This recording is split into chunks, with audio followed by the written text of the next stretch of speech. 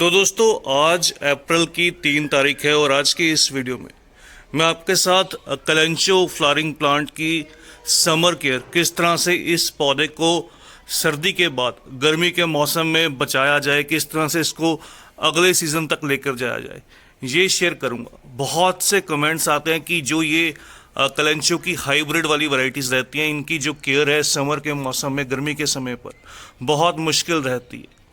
कलेंचो में आपको नर्सरीज पर दो तरह की जो अक्सर वैरायटीज़ हैं वो देखने को मिलेंगी। तो ये देखिए, इसकी जो हाइब्रिड वाली वैरायटीज़ है इसमें बहुत से जो कलर ऑप्शंस हैं, सिंगल पेटल, मल्टीपल पेटल्स, इस तरह से बहुत से कलर ऑप्शंस नज़र आते हैं।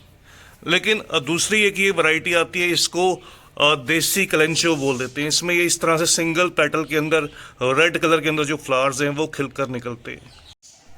सबसे पहले आपको बता दूं, कलेंचो के जो ये पौधे रहते हैं ये एक सक्कुलेंट फ्लावरिंग प्लांट रहते हैं। इनका ग्रोइंग सीज़न, जो पीक ग्रोइंग सीज़न है, जब ये बहुत तेज़ी से ग्रोथ करते हैं, वो मॉनसून के बाद का सीज़न, जब आपके एरिया में मॉनसून ख़त्म होने लगेगा उसके कुछ दिन बाद आप नोटिस करेंगे ये जो पौधे हैं, जब टेम्परेचर में थोड़ा सा चेंज आने लगेगा, ये जो पौधे हैं ये अपनी नई ग्रोथ करने लगेंगे।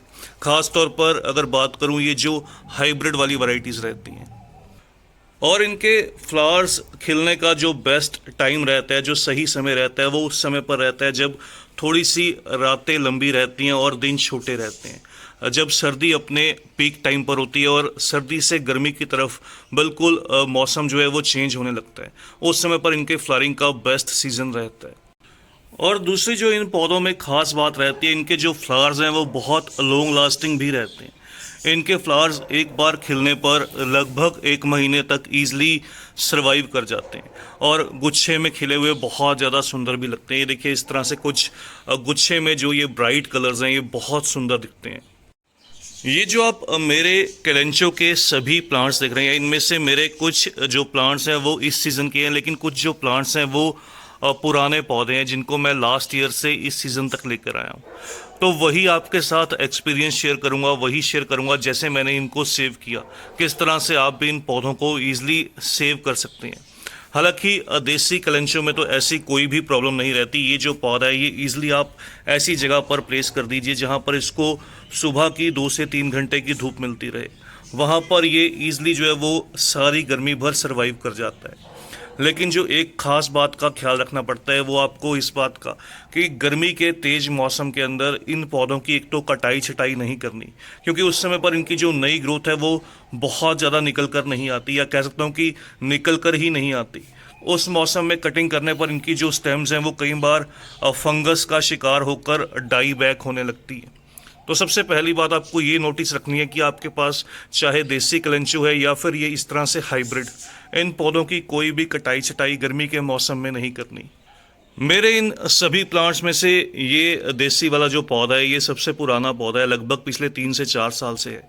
और ये जो आप देख रहे हैं ये ऑरेंज कलर के अंदर, ये मेरे लास्ट ईयर के प्लांट्स हैं। लास्ट ईयर से भी कह सकता हूँ कि एक आधा सीज़न पहले के, लगभग 2 से 2.5 साल पुराने पौधे हैं। इसके एक प्लांट में से मैंने ये प्रोपेगेट करके 2 प्लांट्स रेडी किए थे। और ये वाला जो आप कलर चेंजिंग वैरायटी देख रहे हैं ये एक बहुत ही खूबसूरत सी कलर चेंजिंग वैरायटी, अगर आपको भी मिले तो आप ज़रूर ग्रो कीजिएगा।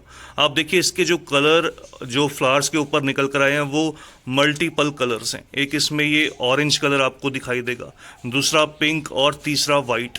ये जो पौधा है पहले ऑरेंजिश कलर में खिलकर निकलता है, उसके बाद इसकी जो कलियां हैं वो कुछ पिंकिश कलर में बदल जाती हैं और लास्ट में जब धीरे धीरे इसका फ्लावर जो है वो ख़त्म होने पर आता है तो इसके जो कलर है वो फेड होकर पिंकिश से वाइटिश कलर में टर्न हो जाते हैं। तो ये एक बहुत ही खूबसूरत सी कलर चेंजिंग हाइब्रिड कलेंचो की वैरायटी है। गमले प्राइस और मिट्टी की बात करूं तो ये जो पौधे रहते हैं इनको एक तो बहुत बड़े पोट की रिक्वायरमेंट नहीं रहती, क्योंकि ये सक्कुलेंट प्लांट्स हैं, इनकी जो रूट्स हैं वो बहुत ज़्यादा शैलो रहती हैं।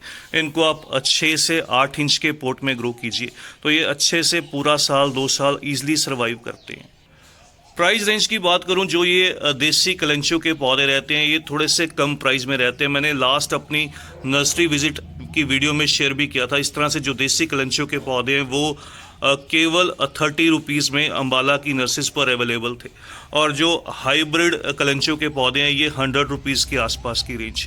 तो इस तरह से इनकी जो प्राइस में डिफरेंस रहते हैं। हालांकि मैं कोशिश करूंगा उस वीडियो का जो लिंक है वो आपको डिस्क्रिप्शन में शेयर भी कर दूं, तो आप इजीली इस प्लांट्स के जो प्राइस हैं वो देख पाएंगे।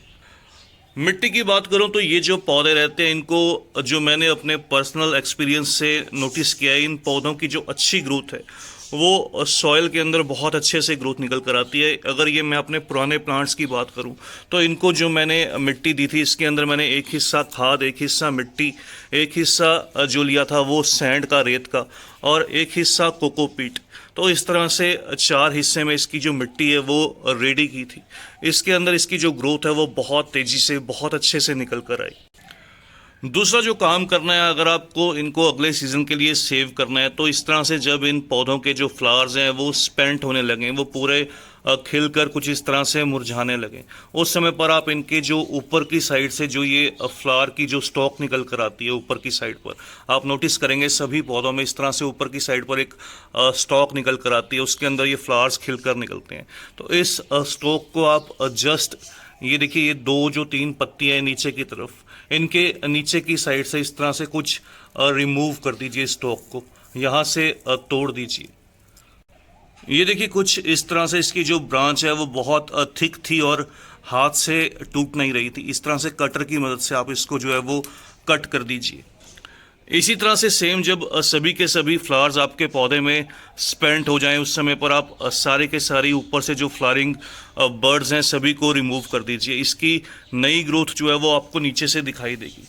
इसी तरह से मैं इस प्लांट में जो ये मेरे पास रेड वाली वैरायटी आपको दिखाता हूँ, इसके ऊपर पहले इस तरह से कुछ फ्लावर्स निकल कर आए थे। जब वो स्पेंट हुए मैंने इसकी सभी जो फ्लावरिंग बर्ड्स हैं उनको रिमूव कर दिया। अब आप नोटिस करेंगे जो बाकी पौधे को है वो एनर्जी मिलने लगी और इसकी नई ग्रोथ जो है वो इस समय पर, क्योंकि अभी बहुत ज़्यादा गर्मी स्टार्ट नहीं हुई, लेकिन जैसे ही टेम्परेचर जो है वो 40 डिग्री के आसपास जाने लगेगा इसकी जो ग्रोथ है वो रुकने लगेगी। तो इस समय पर इसकी जो नई ग्रोथ है वो तेज़ी से निकलने लगी।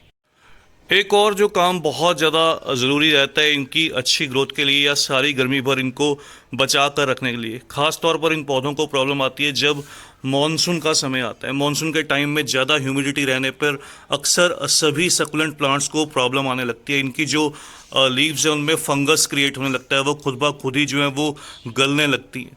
तो उस समय पर सबसे ज़रूरी काम जो रहेगा, इन सभी पौधों को फंगस से बचाने के लिए कोई अच्छा सिस्टेमिक फंजीसाइड ऐसा फंजीसाइड जो रूट्स के थ्रू वर्क करे। सभी पौधों की रूट्स के अंदर इस तरह से जो है वो फंजीसाइड आपको अप्लाई करना होगा, और जब ज़रूरत लगे इन पौधों को पानी दीजिए। बहुत ज़्यादा ओवर वाटरिंग की रिक्वायरमेंट नहीं रहती, क्योंकि इनकी लीव्स में, स्टेम्स में मॉइस्चर स्टोर रहता है। तभी पानी दीजिए जब मिट्टी ऊपर से पूरी तरह से ड्राई दिखे। और उस समय पर मॉनसून के टाइम पर आप इन पौधों को बरसात से दूर, जहाँ पर इनको बरसात का सीधा असर ना पड़े, ऐसी जगह पर प्लेस कीजिए जहाँ पर ब्राइट लाइट रहे, सुबह की धूप मिले बस 1-8 घंटे की, लेकिन सीधा जो बरसात का असर है इन पौधों पर ना पड़े। वहाँ पर ये अच्छे से ग्रोथ करेंगे। यही बस काम मैंने अपने इन प्लांट्स के साथ लास्ट ईयर भी किया था, और ये अच्छे से जो इस सीज़न तक है वो चल कर आए। एक और जो काम आप अभी इस समय पर कर सकते हैं वो इनको कर सकते हैं प्रोपगेट इनकी कटिंग से इन पौधों को किया जाता है। इस समय परफेक्ट टाइम है, इनको आप प्रोपगेट कर लीजिए, इनके एक से कई पौधे तैयार कर सकते हैं। तो बस दोस्तों, आज की इस वीडियो में इतना ही। जल्द ही मिलते हैं किसी और नए टॉपिक के साथ, किसी और नई वीडियो के साथ। तब तक के लिए bye, happy gardening, take care.